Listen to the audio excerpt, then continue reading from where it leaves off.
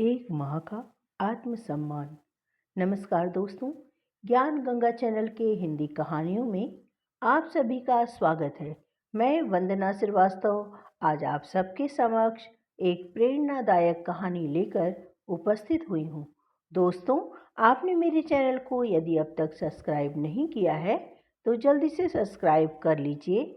तो चलिए बिना देर किए हुए प्रारंभ करती हूँ आज की ये पूरी कहानी। सुचेता और रघु अपने परिवार के साथ बहुत खुश हैं।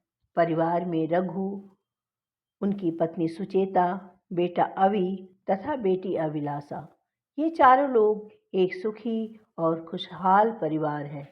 यह कहानी है एक ऐसी माँ की जो अपने आत्मसम्मान के लिए हर संभव बलिदान देती है।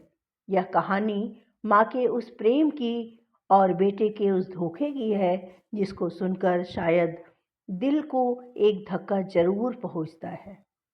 एक विधवा माँ जिसका नाम सुचेता है, उनका जीवन हमेशा से आसान नहीं था।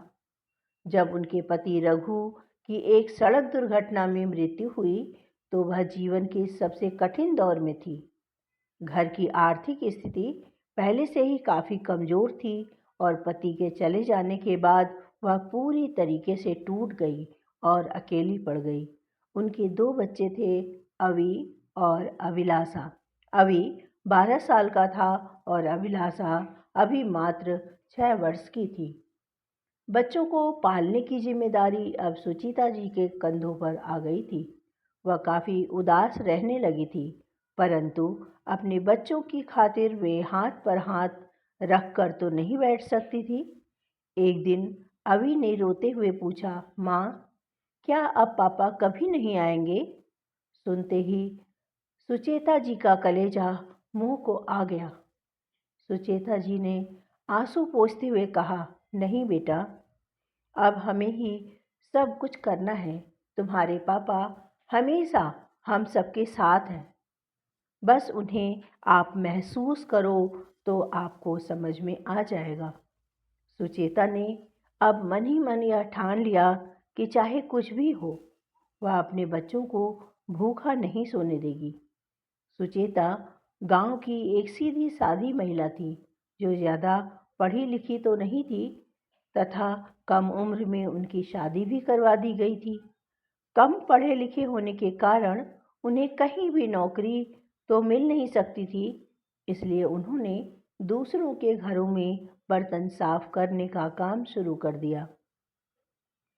साथ ही उन्होंने सिलाई का काम भी सीखा ताकि वह अपने बच्चों की पढ़ाई और घर का खर्च उठा सके।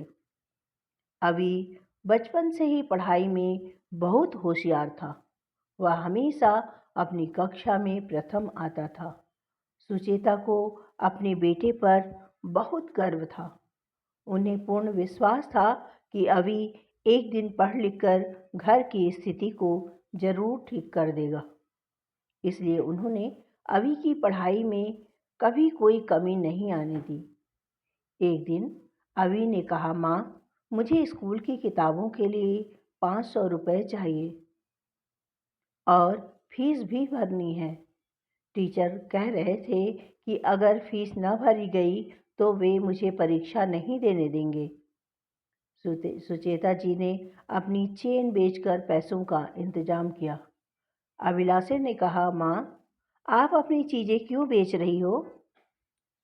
कि तभी सुचेता जी ने मुस्कुराते हुए कहा, बेटा, यह सब तुम लोगों के भविष्य के लिए ही तो है। एक दिन तुम लोग बड़े हो जाओगे और अपने पैरों पर खड़े हो जाओगे तो फिर ये सब चीज़ें बन जाएंगी। अभी बड़ा हुआ और उसने मेहनत से पढ़ाई की। कॉलेज में दाखिला लेने के बाद वह एक मल्टीनेशनल कंपनी में नौकरी पाने में सफल हुआ। यह सुचेता जी के लिए और अभिलाषा के लिए बड़े ही गर्व का क्षण था। अब तो तीनों फूले न समाते थे। अवि ने कहा कि माँ, अब हमारे बुरे दिन खत्म ही समझो। माँ ने मुस्कुराकर हाँ कर दी। अवि ने कहा कि माँ, तुमने बहुत मेहनत कर ली, अब तुम दूसरों के घर बर्तन साफ करने नहीं जाओगी। अभिलाषा ने भी भाई का साथ दिया। तो सुचेता जी ने सुनकर हाँ कर दिया। परंतु इन तीनों की खुशियों को पंख तब लग गए जब अभी को विदेश में नौकरी का अवसर मिला। परंतु सुचेता जी को लगा कि अब तो बेटा विदेश जा रहा है, पता नहीं कब तक लौट पाएगा। इसलिए बेटे की सहमति और मर्जी से उसका विवाह किरण नाम की एक लड़की से करवा दिया, जो देखने में बेहद सुंदर थी। तो सुचेता जी की खुशी का ठिकाना नहीं रहा। उसे लगा कि अब उनकी सारी मेहनत रंग लाई है। अब वह समय भी आ गया जब अभी को अपनी पत्नी को लेकर विदेश जाना था। परंतु अभी ने वादा किया कि माँ, मैं तुम्हें और अभिलाषा को जल्दी ही अपने पास बुलाऊंगा। बस माँ, आप लोग थोड़ा सा इंतजार करो। सुचेता ने अपने बेटे को गले लगाते हुए कहा कि बेटा, तेरी खुशी में ही तो हमारी खुशी है। तू जहाँ भी रहे खुश रहे, बस यही मेरी ईश्वर से प्रार्थना है। अभी अपनी पत्नी के साथ विदेश चला गया। शुरू में वह अपनी माँ और बहन से नियमित बातचीत करता रहता था, लेकिन धीरे धीरे वह उनसे दूर होता गया। एक दिन अभी ने किरण से कहा कि किरण, मैं सोचता हूँ कि अभिलाषा और माँ को यहीं पर बुला लूँ। इस पर किरण नाराज हो गई और कहने लगी, देखते हो ना जी कि विदेश में कितना खर्चा है, और वैसे भी आपकी माँ और बहन यहाँ के माहौल में रह भी नहीं पाएंगी। धीरे धीरे अभी किरण के प्यार में इस कदर पागल हो गया कि वह अपने घर पर फोन भी कम ही करता था। इधर सुचेता जी दिन रात अभी के फोन का इंतजार करती रहती, लेकिन अभी व्यस्त होने का बहाना बनाकर फोन पर जल्दी जल्दी बात न करता। जब अभी को विदेश जाना था तो उसे पैसे चाहिए थे, जिसके लिए उसने सुचेता जी के सारे जेवर यह कहकर ले लिए थे कि माँ, इन जेवरों को मैं बैंक में जमा करवा कर लोन ले लेता हूँ, जिससे पैसों का इंतजाम भी हो जाएगा और मैं विदेश कमाने के लिए तो जा ही रहा हूँ, जल्द ही आपके गहने वापस ले आऊँगा। यह सुनकर सुचेता जी ने हाँ कर दी। इस बार भी अभिलाषा मना करती रही, परंतु सुचेता जी को अभी पर बहुत विश्वास था कि वह जल्दी ही मेरे गहने छुड़ा लेगा। परंतु ऐसा कुछ भी नहीं हुआ। अब तो वह सुचेता जी को न तो फ़ोन करता और न ही पैसे भेजता। इधर सुचेता जी और अभिलाषा परेशान रहने लगे कि तभी एक दिन अभी का फ़ोन आया। उसने कहा, माँ, मेरे घर को रिनोवेट कराना है, जिसके लिए मुझे पैसे चाहिए, और मकान रिनोवेट कराने के बाद मैं आपको और अभिलाषा को यहाँ पर ले आऊँगा, परंतु उसके लिए पैसे चाहिए ना माँ। क्या आप मुझे कुछ पैसे भेज सकती हैं? सुचेता जी ने कहा, बेटा, मेरे पास इतने पैसे कहाँ हैं? अभी ने जवाब दिया, माँ, तुम किसी से उधार ले सकती हो, मैं सब लौटा दूंगा। यह सब तुम लोगों के लिए ही तो कर रहा हूँ ना। सुचेता ने कहा कि बेटा, अभी तो तुमने मेरे जेवर भी नहीं छुड़ाए हैं। इस पर अभी ने नाराज होते हुए कहा, ओहो माँ, क्या एक ही बात हमेशा रटती रहती हो? क्या आपको अपने बेटे पर विश्वास नहीं है क्या? कह तो रहा हूँ कि जब पैसे होंगे तो ले आऊँगा आपके गहने। माँ ने कहा, बेटा, अभिलाषा भी अब बड़ी हो गई है, उसका भी तो रिश्ता करना है ना।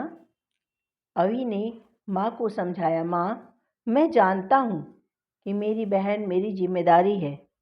माँ, मुझे 8 लाख रुपयों की आवश्यकता है। देख लो, अगर इंतजाम हो सके तो कहीं से कर दो, नहीं तो ऐसा करो कि घर को गिरवी रख दो। पैसों का इंतजाम होते ही मैं घर छुड़ा लूँगा। अभी की बात मानकर और अभिलाषा के बार बार मना करने के बावजूद भी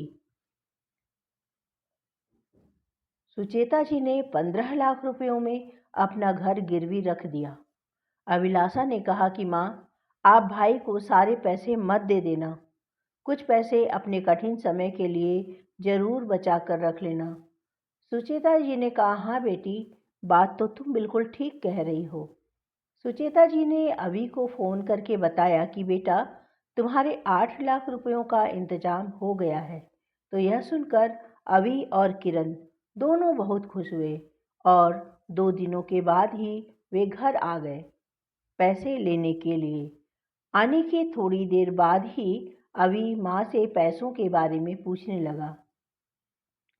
तो माँ ने 8 लाख रुपए लाकर अभी के हाथों में रख दिया, जिसे पाकर अभी बहुत खुश हुआ कि तभी उसने पूछा, माँ, यह घर केवल 8 लाख रुपयों में ही आपने गिरवी रख दिया कि कुछ और भी पैसे मिले हैं?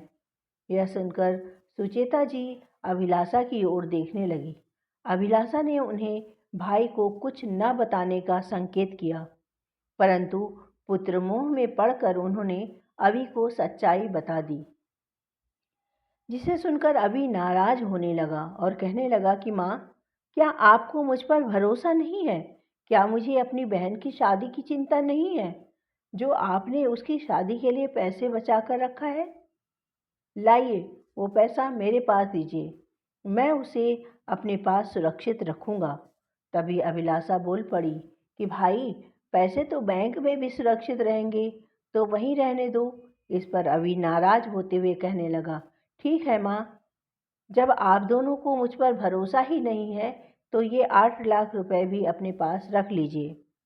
अभी के ऐसा कहने पर सुचेता जी ने सारे पैसे अभी को दे दिया और पैसे देते हुए बोली, अरे अभी, कैसी बातें कर रहा है बेटा? पगले, हमारा मतलब यह बिल्कुल भी नहीं था। मुझे तुझ पर खुद से भी ज़्यादा विश्वास है मेरे बच्चे। यह सुनकर अभी ने माँ को गले लगा लिया, परंतु अभिलाषा को कुछ ठीक नहीं लग रहा था। लगभग 10 मिनट के बाद अभी बोला, माँ, मैं ये पैसे बैंक में जमा करवा कर आता हूँ। जबकि अभी बहाने से घर के बाहर वापस जाने की टिकट करवाने गया था। वापस आने के बाद शाम को वे दोनों माँ के पैर छूने लगे। तो माँ ने पूछा, अरे बच्चों, तुम लोग कहीं जा रहे हो क्या? तो अभी ने बताया कि हाँ माँ, कुछ बहुत ज़रूरी काम आ गया है, इसलिए अभी वापस जाना पड़ेगा, कहकर वे दोनों चले गए। परंतु सुचेता जी ने अभी भी अपने बेटे पर पूरा भरोसा किया। पैसे लेने के बाद अभी का कोई फ़ोन नहीं आया। जब सुचेता जी ने कई बार फ़ोन किया तो अभी ने फ़ोन उठाना ही बंद कर दिया। सुचेता और अभिलाषा बहुत परेशान हो गए। कुछ महीनों बाद सुचेता और अभिलाषा ने अभी से मिलने विदेश जाने का फैसला किया। उन्होंने उधार लेकर टिकट खरीदी और अभी के पते पर जा पहुँचे। लेकिन वहाँ जाकर पता चला कि अभी ने वह मकान तो बेच दिया है। बहुत खोजबीन के बाद उन्हें अभी का नया पता मिला। जब वे वहाँ पहुँचे तो गार्ड ने उन्हें अंदर जाने के लिए मना कर दिया, क्योंकि यह बहुत बड़ी सोसाइटी थी। सुचेता ने गार्ड से कहा कि मैं उनकी माँ हूँ, कृपया मुझे अंदर जाने दें। कई घंटे बाहर खड़े रहने और बहुत आग्रह करने के बाद गार्ड ने उन्हें अंदर जाने दिया। अभी ने जब अपनी माँ और बहन को देखा तो वह आश्चर्यचकित रह गया। उसने कहा, आप लोग कौन हैं? मैं आपको नहीं जानता और यहाँ क्या कर रहे हैं? यह सुनते ही सुचेता जी का दिल टूट गया। उन्होंने कहा, अभी, मैं तेरी माँ हूँ बेटा, तू मुझे नहीं पहचानता? शोर शराबा सुनकर लोग वहाँ एकत्रित होने लगे। सुचेता जी ने कहा, बेटा अभी, क्या तुझे मैंने इसीलिए पाल पोस कर बड़ा किया था? अभी और उसकी पत्नी ने सुचेता जी पर चिल्लाना शुरू कर दिया। सुचेता जी ने गुस्से में अभी को एक थप्पड़ मारा और कहा कि अरे नालायक, तूने तो मेरी ममता का अपमान ही कर दिया। इतने पर उसकी पत्नी किरण भी सुचेता जी पर चीखने लगी। सुचेता जी ने उसे भी एक जोरदार थप्पड़ लगाया और बोला, ठीक है, अगर तुम हम लोगों को नहीं पहचानते हो तो मैं भी तेरी माँ हूँ। अभी अब बताती हूँ मैं। वहाँ पर एक लोग यह सब सुनकर एकत्रित हो गए और यह सब देखकर वे हैरान थे और कहने लगे कि अरे, कैसा बेटा है कि अपनी माँ और बहन जो इतने दूर से इनसे मिलने आए हैं, और यह है कि उन्हें पहचानने तक से इनकार कर रहा है। सुचेता जी ने स्थानीय पुलिस और कोर्ट से मदद ली। उन्होंने अपने बलिदान और बेटे के धोखे की कहानी बताई। कोर्ट ने आदेश दिया कि अभी वह घर और पैसे अपनी मां को लौटाए। यह सुनते ही अभी और किरण सुचेता जी के पैरों में गिरकर माफ़ी मांगने लगे, पर उन्होंने अभी और किरण को माफ़ नहीं किया। न्याय मिलने के बाद सुचेता जी ने अपने आत्मसम्मान के साथ नई शुरुआत की। उन्होंने कहा कि मैंने अपने ममता की कीमत चुकाई, लेकिन अब मैं अपने आत्मसम्मान के साथ जीऊंगी। अवि ने जो नया घर खरीदा था उसे अब अपनी माँ को वापस करना पड़ा, और जो जेवर उसने धोखे से माँ से ले लिए थे वह भी उसे वापस करना पड़ा। इधर अवि को भी ऐसी हरकत करने और कोर्ट केस होने के कारण नौकरी से भी हाथ धोना पड़ा। सुचेता जी ने अवि के द्वारा उनके नाम किए गए घर को अब किराए पर दे दिया। उससे मिले किराए से अब वे अपना जीवन सुचारू रूप से जी पा रही हैं। अभिलाषा ने अपनी माँ का हाथ पकड़कर कहा, माँ, अब हमें किसी की ज़रूरत नहीं है, मैं आपके साथ हूँ।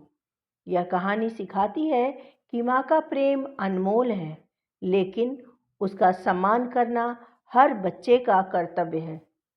सुचेता जी ने अपनी लड़ाई लड़ी और अपने आत्मसम्मान को कायम रखा।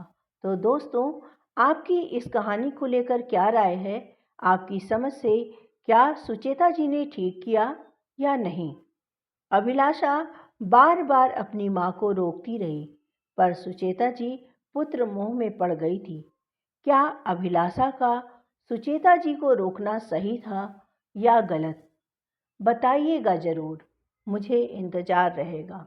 तो दोस्तों, आपको मेरी यह कहानी कैसी लगी? यह कहानी अगर आपको पसंद आई हो तो चैनल को लाइक और शेयर करें। चैनल पर नए हैं तो चैनल को सब्सक्राइब अवश्य करें। दोस्तों, यदि आप सब यह चाहते हैं कि आप मेरी कहानियाँ सदैव ऐसे ही सुनते रहें तो आप सभी को लाइक और कमेंट्स करना चाहिए, जिससे मैं उत्साहित होकर आप सबके लिए और अच्छी से अच्छी कहानियाँ लिख सकूं। आप लोग और किस तरह की कहानियाँ सुनना पसंद करते हैं, प्लीज़ कमेंट्स करके अवश्य बताएं। दोस्तों, मेरे चैनल को सब्सक्राइब अवश्य कर लीजिएगा, जिससे कि मेरे द्वारा सुनाई गई कहानी आप सबके पास सबसे पहले पहुँचे, जिसे सुनकर आप सबसे पहले आनंद ले सकें। और हाँ, बेल को हिट करना बिल्कुल भी न भूलें, जिससे कि आपके पास नोटिफिकेशन सबसे पहले पहुँचे। और अच्छी से अच्छी कहानियाँ सुनने के लिए आप मेरे साथ जुड़े रहकर मेरा हौसला बढ़ाते रहिए। मेरे द्वारा यह कहानी सुनने के लिए आपका बहुत बहुत आभार दोस्तों। यदि आप सब यह भी चाहते हैं कि मैं अपनी कहानी के अंत में आप सबका नाम पुकारूं, तो कमेंट्स में अपना और अपनी जगह का नाम अवश्य लिखें। दोस्तों, आप सबके एक एक लाइक और कमेंट्स से मुझे बहुत ज़्यादा मोटिवेशन मिलता है। तो आप सबसे यह विनम्र अनुरोध है कि यदि आप सब मेरी कहानियों को पसंद करते हैं तो कमेंट्स ज़रूर किया करें। एक लाइक और कमेंट्स करने के पैसे नहीं लगते मेरे दोस्तों। मिलती हूँ फिर एक नई कहानी के साथ। तब तक के लिए आप अपनी इस दोस्त को आज्ञा दीजिए। धन्यवाद। Bye bye.